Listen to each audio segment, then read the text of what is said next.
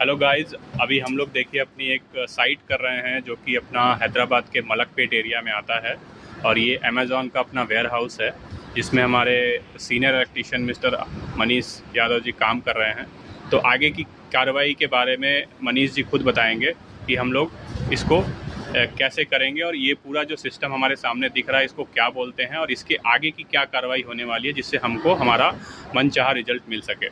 मनीष जी थोड़ा बताएंगे इसके बारे में कि आप क्या कर रहे हैं अभी? देखिए सर, पहले क्या था कि मेन सप्लाई जो आया था मीटर से मेन सप्लाई आता है तो वो 70 mm के केबल में आया था जी। तो ऑलरेडी वहाँ पे एक MCB लगा करके हम लोगों ने आगे लाया था तो ATS पैनल में कनेक्शन दिया था। ये ATS क्या होता है साहब? वो ATS ऑटोमेटिक चेंजर होता है जी। उसका क्या फ़ायदा होता है, मतलब इसका मतलब क्या होता है? फ़ायदा ये होता है सर कि देखिए जैसे आपका इलेक्ट्रिकल जैसे बिजली आई वो बिजली पे हो जाएगा, डीजी ऑलरेडी बंद हो जाएगा। ओके। अगर बिजली कट गई तो डीजी ऑलरेडी ऑन हो जाएगा, फिर आपको डीजी ऑन करने की जरूरत नहीं पड़ेगी जी। ये ऑलरेडी अपने ऑटोमेटिक मोड में रहेगा, वो ऑन ऑफ होता रहता है।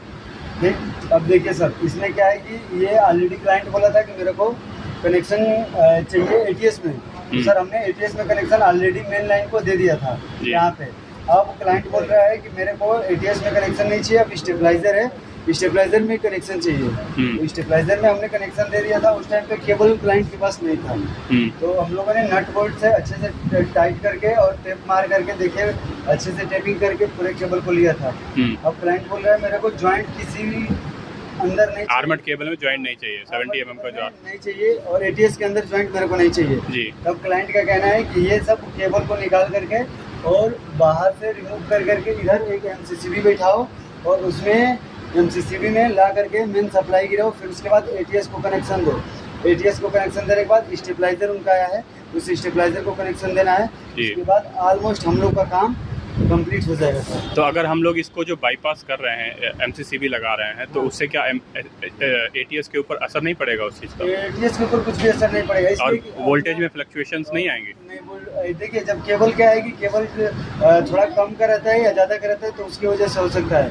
अभी ये भी 70 का है, वो भी 70 का है, इसमें कुछ भी प्रभाव नहीं पड़ेगा। अगर केबल मान लीजिए पहले क्या था कि यहाँ पे 70 mm का केबल है और हम लोगों ने 16 mm का केबल डाला था, वो भी कॉपर केबल डाला था, तो उस टाइम पे वोल्टेज अप डाउन हो रहा था। अभी 70 का यूज़ हो रहा है और अच्छे से टाइट करेंगे। जैसे न्यूट्रल को अगर लूज टाइट किए तो बिजली ऑटोमेटिक लोड फ्लक्चुएट होता रहता है, कभी 250 जाएगा, 260 जाएगा, कभी 202 ही पे रह जाएगा, मतलब प्रॉपर लोड नहीं ले पाएगा, जो इक्विपमेंट्स है वो सही से चलेंगे नहीं चलेंगे। आपके कहने का मतलब वो है। और अगर अच्छे से टाइट कर दिए तो पूरा एकदम परफेक्ट रहेगा। ठीक है, ठीक है, ठीक है मनीष जी, आप अपना काम करिए, मैं आपका ज़्यादा समय नहीं लूँगा। आप थैंक यू, धन्यवाद।